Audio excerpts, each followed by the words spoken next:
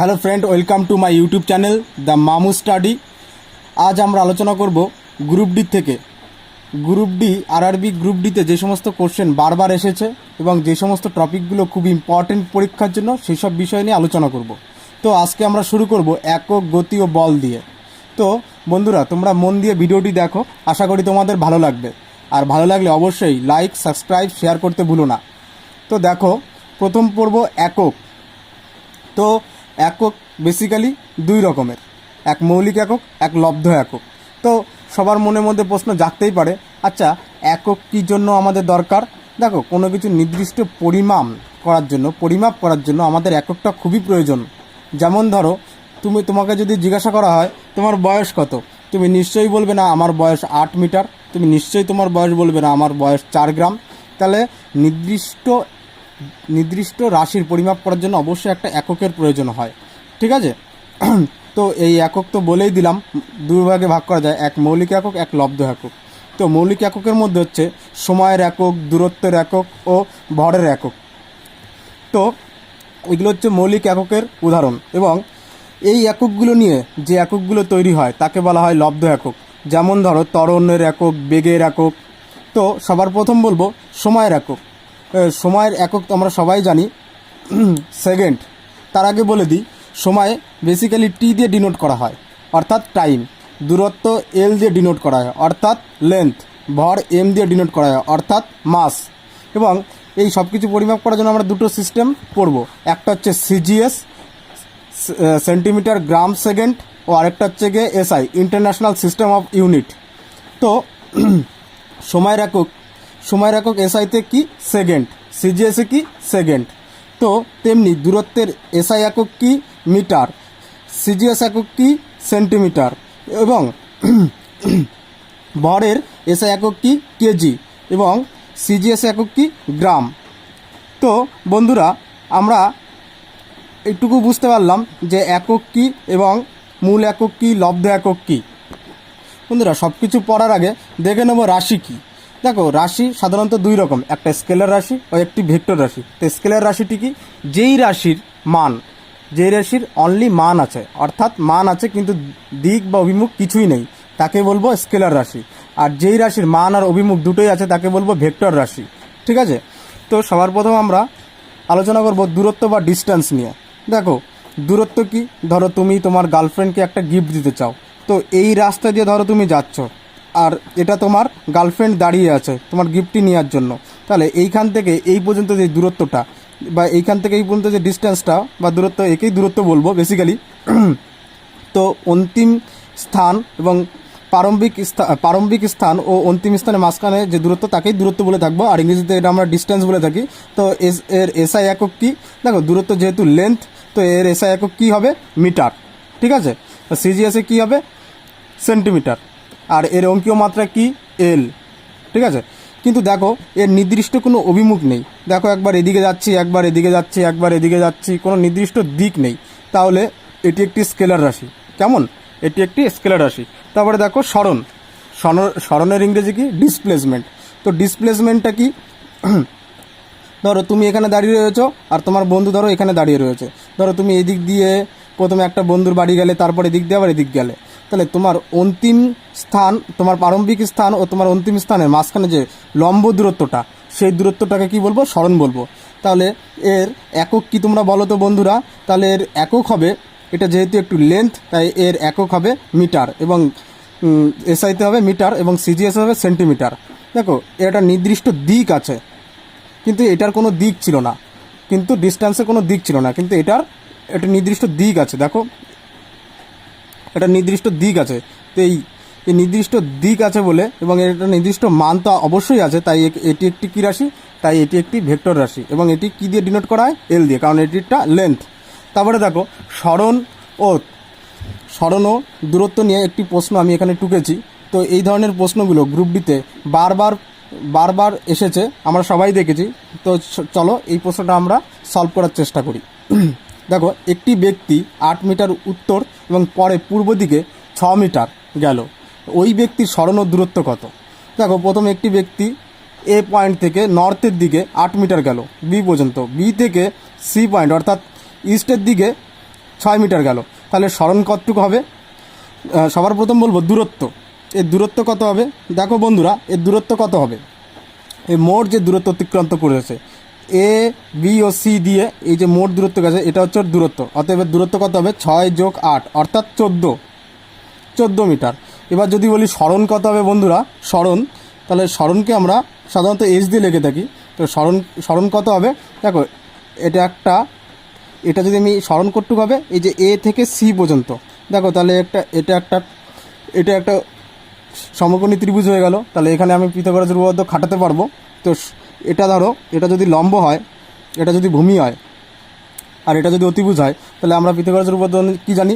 অতিভুজ square equal to লম্ব square যোগ ভূমি স্কোয়ার। তো অতিভুজ স্কোয়ার, এখানে আমরা কী বের করবো? অতিভুজ। অতএব অতি ইকুয়াল টু কী বের করবো? বা এসি ইকুয়াল টু কী বের করবো? অতিভুজ ইকুয়াল টু কী করবো? লম্ব অর্থাৎ বিসির স্কোয়ার প্লাস এবির স্কোয়ার। তো এখানে বিসি কত? 8, অর্থাৎ 8 স্কোয়ার প্লাস 6 স্কোয়ার। তাহলে 8 স্কোয়ার কত? 64, এবং 6 স্কোয়ার কত? 6 স্কোয়ার হলো 36, আমরা সবাই জানি। তাহলে এর রুট কত হবে? 100। ঠিক আছে, তো এর ভ্যালু কত বেরোবে? 10। এর ভ্যালু কত বেরোবে? 10। তো বন্ধুরা, এখানে আমরা বুঝতেই পারছি তাহলে সরণ কত হবে আমাদের? 10। তাহলে এই ধরনের কোশ্চেন যদি আমাদের গ্রুপ ডিতে দেয় তাহলে অবশ্যই আমরা পারবো। দেখো আরেকবার বলে দিই, এটা হচ্ছে পিথাগোরাস উপপাদ্য। অতএব এটা হচ্ছে লম্ব, এটা হচ্ছে ভূমি। তো অতিভুজ স্কোয়ার ইকুয়াল টু লম্ব স্কোয়ার প্লাস ভূমি স্কোয়ার। এখান থেকে আমরা অতিভুজ বের করে নিয়েছি, তাই এখানে অতিভুজটা হলো আমাদের সরণ। অতএব এর ভ্যালু কত বেরিয়েছে? 10। তারপরে বন্ধুরা, আমরা স্পিড বা দ্রুতি নিয়ে আলোচনা করব। এই দ্রুতির ইংরেজি হচ্ছে স্পিড। তো স্পিডটা কি? ধরো তুমি এখানে দাঁড়িয়ে আছো, ধরো তুমি এই এ পয়েন্টে দাঁড়িয়ে আছো, আর বি পয়েন্টে তোমার বন্ধু দাঁড়িয়ে আছে। তুমি এ থেকে বি পয়েন্টে যেতে তো তোমার একটা সময় লাগবে না? এই সময় যেতে যদি ধরো তোমার টি সময় লাগে, ধরো টি সেকেন্ড সময় লাগে, ঠিক আছে? তো তুমি এই টি সময় এ থেকে বি পয়েন্টে যে দূরত্ব অতিক্রম করেছো টি সময়, তাকে তোমার কি বলবো? স্পিড বলবো বা দ্রুতি বলবো। ঠিক আছে, সেটা ধরো তুমি এইভাবেও যেতে পারো, সেটা ধরো তুমি এইভাবেও যেতে পারো, যেইভাবেই হোক তুমি যেতে পারো। মানে যে দূরত্বটা তুমি অতিক্রম করেছো টি সময়, সেটা তোমার স্পিড বা দ্রুতি। অতএব স্পিড বা দ্রুতি আমরা ভি=, কী লিখবো? Distance by time. তো ডিস্ট্যান্সটা কি? যে দূরত্ব তুমি অতিক্রম করেছো যেই সময়, সেটাকে কি বলবো? সেটাকে আমরা কি বলবো? স্পিড বা দ্রুতি বলবো। অতএব দ্রুতির একক কি? দেখো দ্রুতির একক মানে কি? ভি=, কি? ডি/টি আমরা জানি। তো ডি মানে কি? ডিস্ট্যান্সের একক। ডিস্ট্যান্সের একক কী দিয়ে লিখি আমরা খোকা? বলো। ডিস্ট্যান্সের একক আমরা লিখি মিটার দিয়ে। ধরো যদি এসআইতে বের করি তাহলে মিটার অবশ্যই লিখবো, আর টিতে কি লিখবো? সেকেন্ড। তো এর একক কী হবে? Metre per second. কেমন? এর একক হলো মিটার পার সেকেন্ড। বোঝা গেল? এবার অঙ্কীয় মাত্রা কী হবে? ধরো ভি=, কী জানি আমরা? ডি/টি। ডি মানে কি? ডিস্ট্যান্স। তো ডিস্ট্যান্সের ক্ষেত্রে আমরা কি লিখবো? ডিস্ট্যান্সের ক্ষেত্রে আমরা কি লিখবো? এল লিখবো। ডিস্ট্যান্স বা লেন্থ আমরা কী দিয়ে ডিনোট করে থাকি? এল দিয়ে। আর টিকে কী দিয়ে ডিনোট করে থাকি? টি দিয়ে। অতএব এল টি ইনভার্স। কেন? কারণ এই টি উপরে উঠে গেলে পরে -1 হয়ে যায় পাওয়ারে।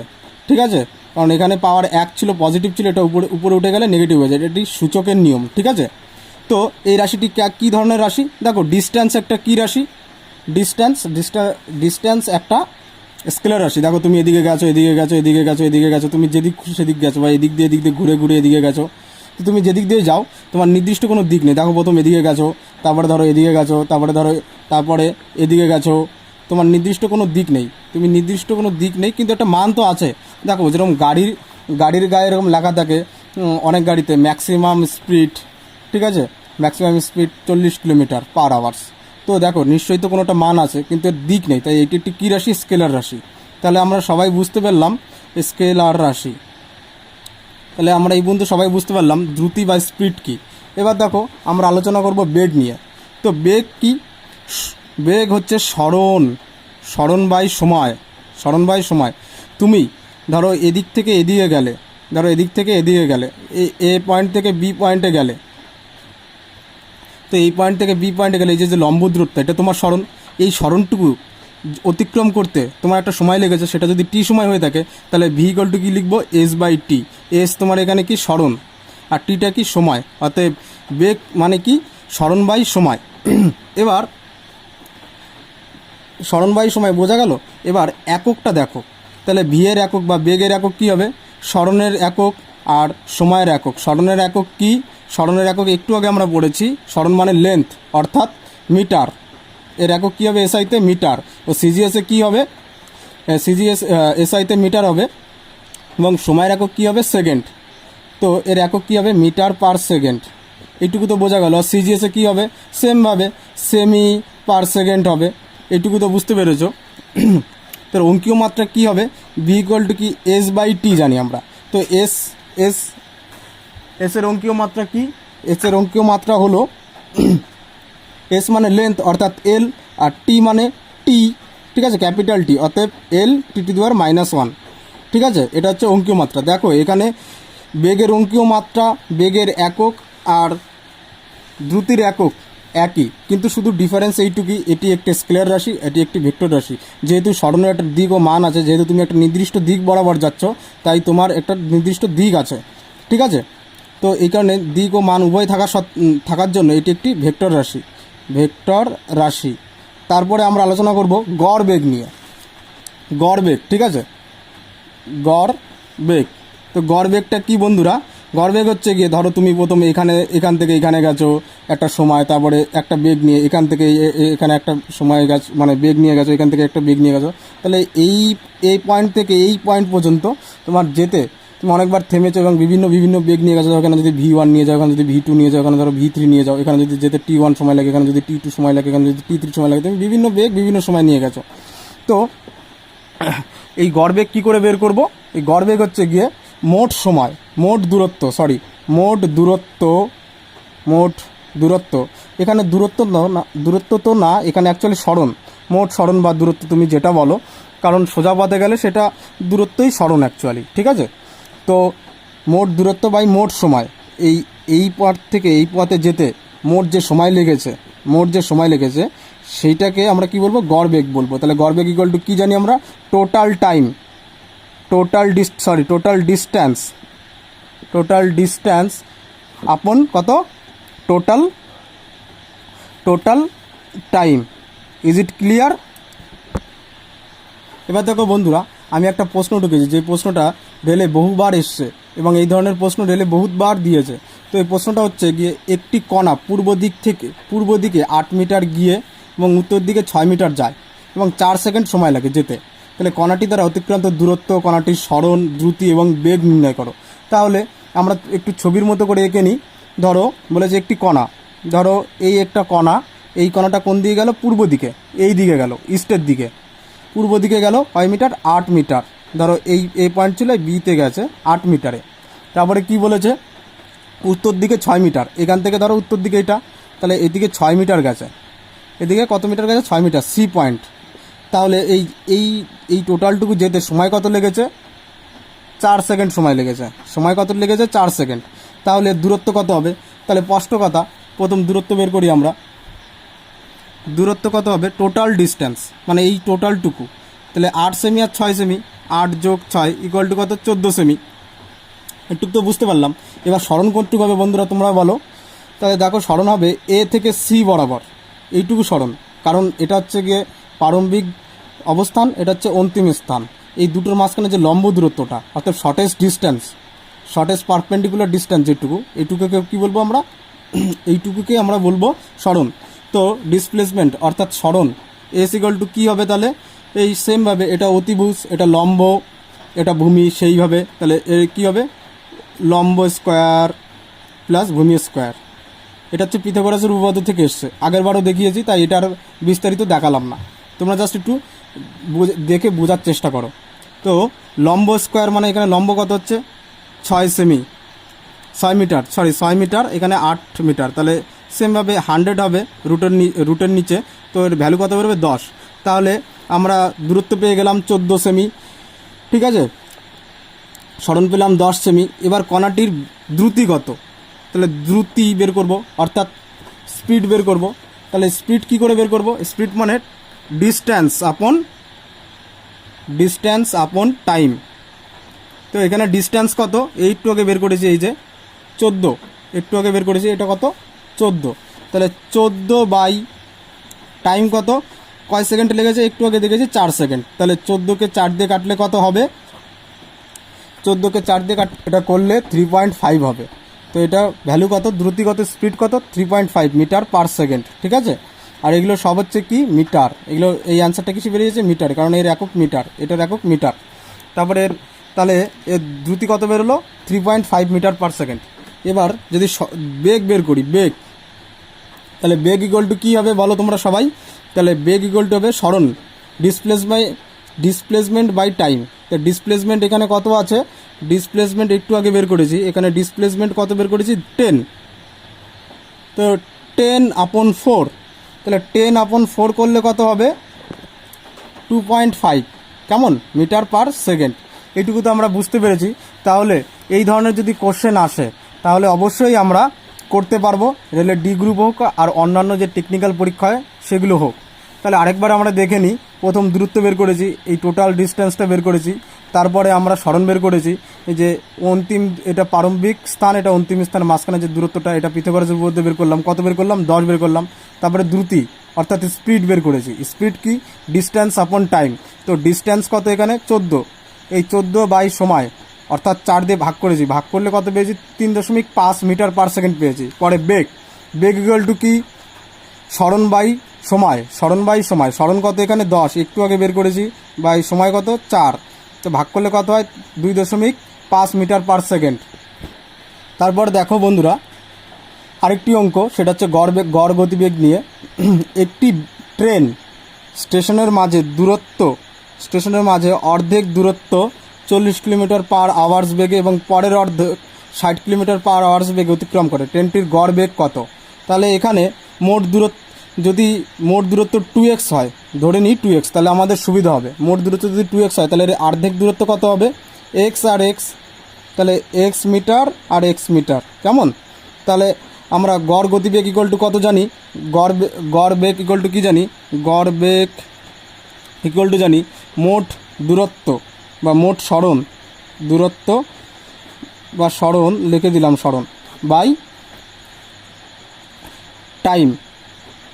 ঠিক আছে, তো মোট দূরত্ব কত এখানে x আর যোগ x অর্থাৎ 2x বাই টাইম কত, টাইম হলো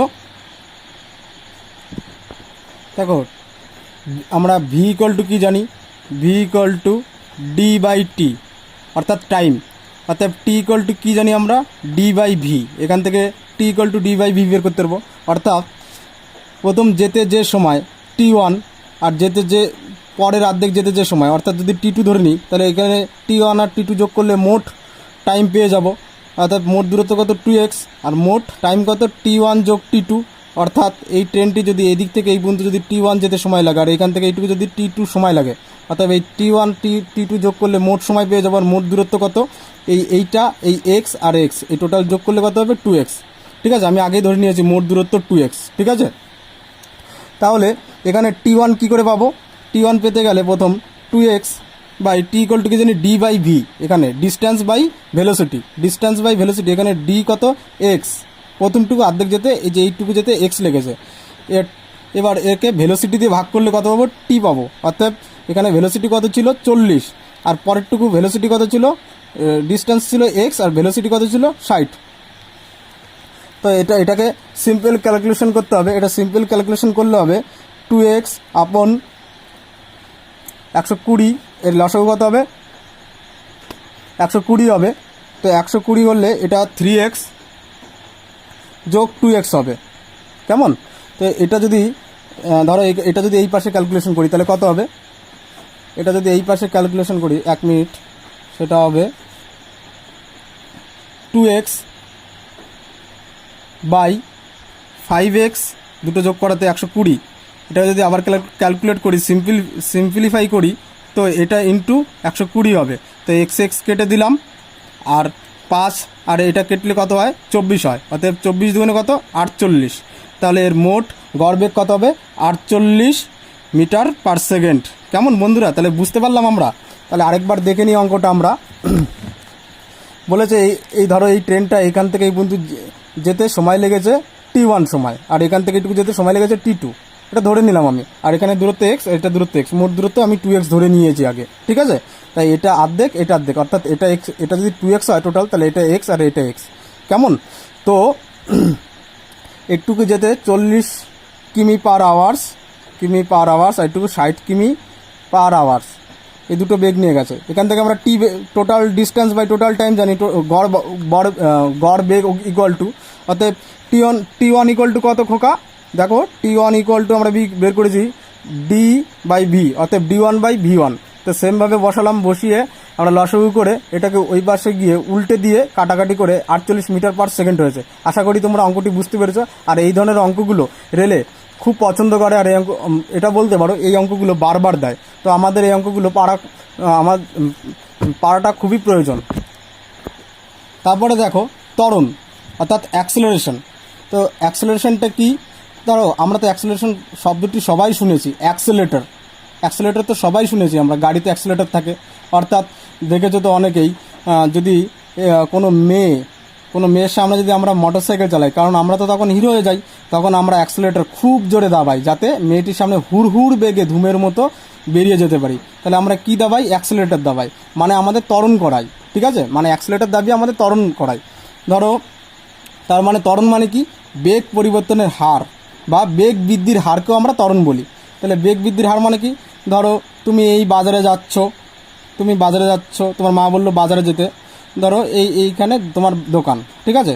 তো তোমার পেছনে একটা কুকুর যদি তাড়া করে, তাহলে তুমি কি করবে, যদি তুমি আগে হেঁটে যেতে থাকো 5 মিটার পার সেকেন্ড, তাহলে কুকুর তাড়া করলে তোমার স্পিড আস্তে আস্তে কী হবে, বাড়বে। এখানে 8 হয়ে গেল, এখানে 10 হয়ে গেল, একটা সময় অনেক বেড়ে যাবে, ঠিক আছে। এরকম আস্তে আস্তে তোমার স্পিড বাড়তে থাকবে। এরকম যদি সময়ের ব্যবধান, নির্দিষ্ট সময়ের ব্যবধানে যদি তোমার স্পিড আস্তে আস্তে বাড়তে থাকে, তাকে কি বলবো, ত্বরণ বলবো। তাকে কি বলবো, ত্বরণ বলবো। অর্থাৎ তোমার বেগের পরিবর্তন হয়েছে। এই যে বেগের পরিবর্তনটা হলো, এই পরিবর্তনটা হতে তো একটা সময় লেগেছে, সেই সময় দিয়ে ভাগ করলে, অর্থাৎ হার, এই বেগের পরিবর্তনের হারকে আমরা কি বলবো, ত্বরণ বলবো। অতএব বেগ পরিবর্তনের হার, অর্থাৎ প্রথম যদি আমি ইনিশিয়াল ভেলোসিটি অর্থাৎ প্রারম্ভিক বেগ যদি আমরা V1 ধরি, প্রারম্ভিক বেগ যদি V1 ধরি আর অন্তিম বেগ যদি V2 ধরি, তাহলে V2 থেকে V1 বিয়োগ দিলে কি পাবো, আমরা বেগের পরিবর্তন পাবো। ধরো তোমার এখানে 5 কিলোমিটার বেগ ছিল, পরে এখানে এসে 10 কিলোমিটার হলো, তাহলে তোমার বেগের পরিবর্তন কতটুকু হলো বা বৃদ্ধি কতটুকু হলো, তাহলে এই 10 থেকে 5 বিয়োগ দিয়ে দেবে। তার মানে 10টা কী ছিল, তোমার ফাইনাল বেগ অর্থাৎ অন্তিম বেগ V2। এখান থেকে আর তোমার প্রারম্ভিক বেগ কত ছিল, V1, অতএব V1, ঠিক আছে, অর্থাৎ 5 মিটার পার সেকেন্ড। এই দুটো বিয়োগ করলে তুমি বেগের পরিবর্তন পেয়ে যাবে। আর বেগের পরিবর্তনকে তুমি যদি টি দিয়ে ভাগ করো, তাহলে কি পাবা, তুমি বেগের পরিবর্তনের হার পাবা। অর্থাৎ ত্বরণ ইকুয়াল টু কি, ত্বরণকে আমরা এ দিয়ে লিখে থাকি, অ্যাক্সেলারেশন, ঠিক আছে। তো বেগের V2 - V1/T equal to time. এবার এর দেখো ত্বরণ একটা নির্দিষ্ট দিক বরাবর হয়, ঠিক আছে, যেহেতু বেগ একটি ভেক্টর রাশি, তো ত্বরণ বেগের একটি ভেক্টর রাশি, তো এটা একটা নির্দিষ্ট দিক বরাবর হয় ত্বরণ। তো অবশ্যই এর মানও আছে, তাই এটি একটি কী রাশি, ভেক্টর রাশি। তাহলে এটি একটি কী রাশি। এই ধরনের কোশ্চেন বহুবার এই কোশ্চেনগুলো দিয়ে থাকে বিভিন্ন কম্পিটিটিভ এক্সামে। তো তোমরা এগুলো খাতায়ও নোট ডাউন করে নিতে পারো, ঠিক আছে। তারপরে দেখো এর একক কী হবে, এ ইকুয়াল টু কী জানি আমরা, V/T, তাহলে V ইকুয়াল টু কী জানি আমরা, L/T, তাহলে L/T/T, অতএব এটাকে ক্যালকুলেট করলে কী হবে, L/T স্কোয়ার, ঠিক আছে, L/T স্কোয়ার। অতএব এল এর একক কী বলো, এল মানে লেন্থের একক কী, লেন্থের একক হচ্ছে যদি এসআইতে করি তাহলে লেন্থের একক কী বেরোবে, মিটার, আর সময়ের একক কি, সেকেন্ড, তাহলে সেকেন্ডের স্কোয়ার। অতএব কী বেরোবে, মিটার পার সেকেন্ড। যখন আমরা ছোট্টবেলায় ক্লাস 9-10-এ বহুবার এই কোশ্চেনটি পড়েছি যে ত্বরণে সেকেন্ড সময়টি অর্থাৎ সময়টি দুইবার আসে কেন, কারণ দেখো একবার বেগের পরিবর্তন অর্থাৎ বেগের পরিবর্তন, এই যে এখানে টি আর এর হার বোঝাতে, এই বেগের পরিবর্তনের হারকে বোঝাতে এই টিটা, এই দুটো টি মিলে টি স্কোয়ার হয়েছে। এর জন্য ত্বরণে সেকেন্ড শব্দটি দুইবার আসে বা সময় শব্দটি দুইবার আসে। আশা করি বুঝতে পেরেছ। তারপর দেখো অঙ্কীয় মাত্রা, ইকুয়াল টু কি, V/T, ও ভালো কথা, এখানে সিজিএসটাও বলে দিই। সিজিএস হচ্ছে তাহলে কী হবে, semi per second, semi per second square হবে এর একক, ঠিক আছে। তো ভি ইকুয়াল টু কি, ভি বাই টি। ভি মানে কি জানি আমরা, ভি একটু আগে বের করেছি, এল টি ইনভার্স বাই টি, ঠিক আছে। তো এই টিটা উপরে চলে গেলে কি হবে, এল টি টু পাওয়ার -2, কারণ এটা উপরে চলে গেলে -1 হয়ে যাবে, আর বেশ সমান থাকলে পাওয়ারে যোগ হয়ে টি টু দি পাওয়ার -2 হয়েছে, অতএব এর অঙ্কীয় মাত্রা এল টু দি পাওয়ার -2। আর এটি কী ধরনের রাশি, ভেক্টর রাশি। আশা করি তোমরা সবাই বুঝতে পেরেছো। এবার দেখো মন্দনের ইংরেজি হচ্ছে রিটার্ডেশন, ঠিক আছে। বেগ, এক সোজা বাংলা যদি গোদা বাংলা আমি বলতে চাই, তাহলে এটার মানে হলো বেগের হ্রাসের হার। ধরো তুমি প্রথম গাড়ি চালাচ্ছ একটা, বা ধরো তুমি এখানে দাঁড়িয়ে আছো, ধরো তোমার ক্রাশ এখানে দাঁড়িয়ে আছে, তো তুমি যদি হাঁটো তাহলে ক্রাশকে দেখে হঠাৎ থেমে যাবে, তাহলে তোমার বেগ আস্তে আস্তে কমে গেল। ধরো তুমি এখানে 4 কিমি পার আওয়ার্সে ধরো হাঁটছো, আর এখানে এসে ধরো তোমার বেগ 0 হয়ে গেল, 0 হয়ে গেল, কারণ তুমি তোর সঙ্গে কথা বলবে, তাহলে বেগটা 0 হয়ে গেল। তাহলে তুমি আস্তে আস্তে কী হলো, বেগটা কমিয়ে দিলে। আর অনেকেই আছে কথা না বলে ভয়তে চলে যায়, ধরো তাদের বেগ 2 কিমি পার সেকেন্ড, কারণ দেখতে তো হবে, দেখতে হলে একটু স্লো চলতে হবে, তাহলে তো হুট করে সামনে দিয়ে বেরিয়ে যাবে, তাই না। তো এই যে ব্যাপারটা, যে বেগের হ্রাসটা হয়েছে, এটা হতে তো একটা সময় লেগেছে। ধরো টি সময় যদি হয়, তাহলে এই যে হ্রাসটা যে সময় হয়েছে তাকে কি বলবো, মন্দন বলবো। অতএব মন্দন মানে কি বলবো আমরা, এক কথায় কি বলতে পারি, মন্দন মানে বলতে পারি আমরা বেগের হ্রাসের হার। তাহলে বেগের হ্রাসের হার কী করে বের করব, দেখো এখানে ইনিশিয়াল বেগটা বেশি ছিল, এখানে ফাইনাল বেগটা বেশি ছিল, তাই এখানে কিন্তু আমরা V1 মাইনাস V2 করবো। তাহলে V1 minus V2 by T, তাহলে এটা কী বেরোবে, মন্দন বেরোবে, ঠিক আছে। এবার বেগের পরিবর্তনের হারকে আমরা মন্দন কেন বলবো, মন্দন বলবো। এবার তোমরা সবাই শুনেছো ত্বরণের ঋণাত্মক ত্বরণ, নেগেটিভ ত্বরণ, অ্যাক্সেলারেশন ইকুয়াল টু হচ্ছে মন্দন, ঠিক আছে, রিটার্ডেশন। তো কেন এটা, কারণ হচ্ছে গিয়ে যে এখানে V2 বেশি, কারণ এখানে V2 বেশি, অন্তিম বেগ এখানে কম আর প্রারম্ভিক বেগ বেশি। এটা বিয়োগ করলে কি হবে, বেশি থেকে কম থেকে বেশি বিয়োগ করলে কি হবে, নেগেটিভ সাইন চলে আসবে, তাই একে বলা হয় ত্বরণের উল্টো অর্থাৎ নেগেটিভ, ঠিক আছে। তো এই জন্য নেগেটিভ বলা হয়। তো মন্দনের একক কী হবে, তাহলে মন্দন ইকুয়াল টু কী লিখবো আমরা, বেগ হ্রাসের হার মানে কি, ভি বাই টি। তাহলে ভি ইকুয়াল টু, ভি এর একক কী জানি আমরা, মিটার পার সেকেন্ড, আর সময়ের একক কী জানি, সেকেন্ড, অতএব এটা কী বেরোবে, মিটার পার সেকেন্ড স্কোয়ার। তেমনি এটা এসআইতে আর সিজিএসে কী বেরোবে, সেন্টিমিটার পার সেকেন্ড স্কোয়ার। অতএব ত্বরণ আর মন্দনের একক ও অঙ্কীয় মাত্রাও সেম। এবার অঙ্কীয় মাত্রাটি দেখব, এ ইকুয়াল টু কী জানি আমরা, ভি বাই টি। তো ভি এর কি, এল টি ইনভার্স বাই টি। অতএব এটা যদি আমি ক্যালকুলেশন করি, তাহলে টি টু দি পাওয়ার -1, আর এটা উপরে উঠে গেলে কী হয়ে যাবে, 2 হয়ে যাবে, কারণ এই -1 বেশ সেম থাকলে পাওয়ারে যোগ হয়। তো এটুকু তো বুঝতে পারলাম। আর মন্দন কী রাশি, অবশ্যই একটি ভেক্টর রাশি, কারণ এটা নির্দিষ্ট দিক ও মান দুটোই আছে, ভেক্টর রাশি। তাহলে ত্বরণ আর মন্দন আমরা বুঝতে পেরেছি। এর আগে বুঝেছি দূরত্ব ও সরণ, তারপরে বুঝেছি স্পিড বা দ্রুতি এবং বেগ, এখন বুঝলাম ত্বরণ ও মন্দন। তো আশা করি আমরা এইটুকু বুঝতে পেরেছি সবাই।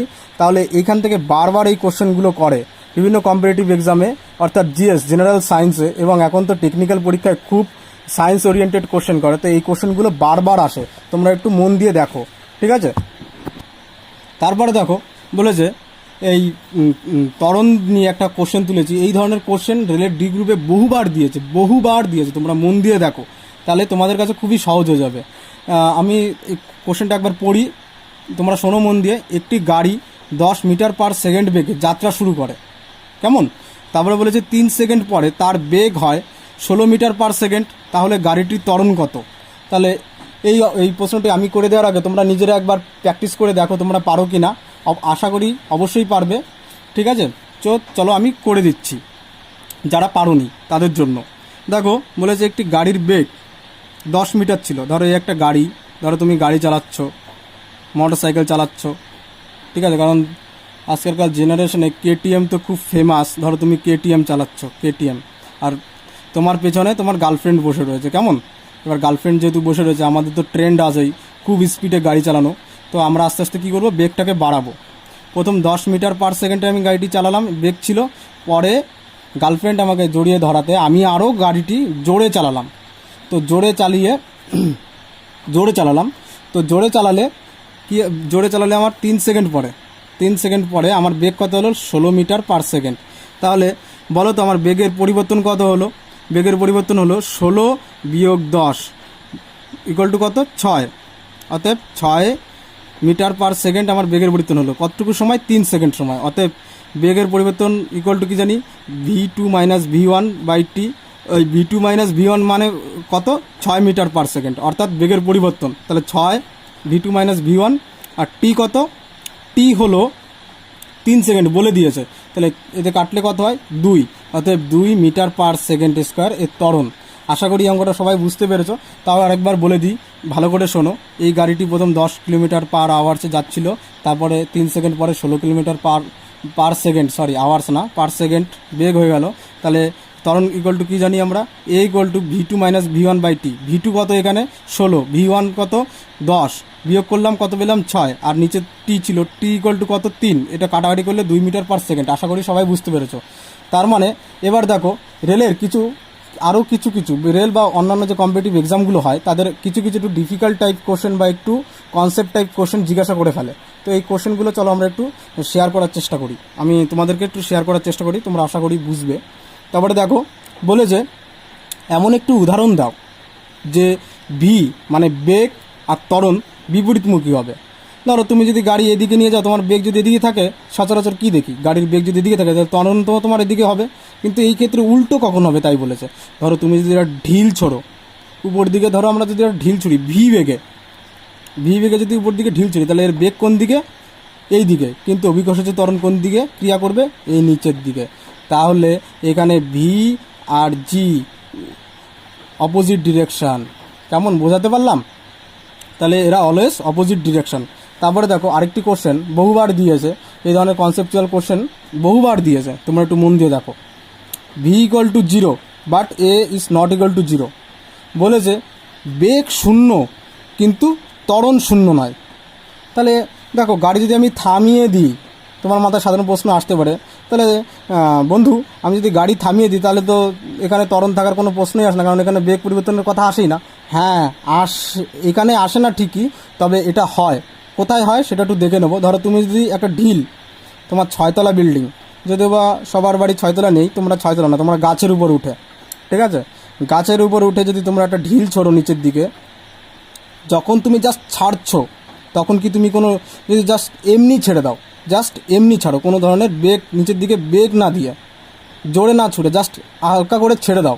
ধরো তুমি গাছের উপর উঠেছো, তাল গাছের উপর উঠে ধরো তোমার ফোনটা হাত থেকে পড়ে গেল, তাহলে তুমি জাস্ট ফেলে দিলে, তখন তোমার ভেলোসিটি কত হবে? 0। তো তোমার অভিকর্ষজ ত্বরণ কত? জি। তাহলে এটা বোঝাতে পারলাম ভি ইকুয়াল টু 0 হলে এস নট ইকুয়াল টু 0 এরকমও হয়। তারপরে দেখো ভি আর এ অলওয়েজ বলেছে পারপেন্ডিকুলার, অর্থাৎ লম্ব, ভি এর সাথে লম্ব। যদি বেগ এদিকে হয় তাহলে অ্যাক্সেলারেশন তার এদিকে হবে। এটা কি কোনো কথা? এরকম কি হতে পারে? হ্যাঁ হতে পারে। কখন হতে পারে? দেখো, ধরো তুমি একটা কোনো ঢিল এরকম হাতে করে, আমরা ছোটোবেলায় বহুত ঘুরিয়েছি, এরকম করে নিয়ে এরকম করে ঘোরাচ্ছ, তাহলে এরকম হাত দিয়ে এরকম চারিদিকে ঘোরাচ্ছ, তাহলে ঘোরালে তোমার বেগটা হবে এইদিকে, এই টানজেন্ট বরাবর, স্পর্শক বরাবর তোমার ভিটা তৈরি হবে। কিন্তু তোমার কেন্দ্রের দিকে ত্বরণ তৈরি হবে। সেই ত্বরণটা হচ্ছে সেন্টিপিটাল অ্যাক্সেলারেশন, অর্থাৎ অভিকর্ষ, মানে কি বলে এটাকে, এই সেন্টিপিটাল অ্যাক্সেলারেশনটা তৈরি হবে এই দিক বরাবর, ঠিক আছে। তো এখানে ভি আর এ অলওয়েজ কী হবে? লম্ব। তো বন্ধুরা আশা করি তোমরা এগুলো সবই ভালো করে বুঝতে পেরেছো। তো ভিডিওটি ভালো লাগলে অবশ্যই লাইক, শেয়ার, সাবস্ক্রাইব করতে ভুলো না।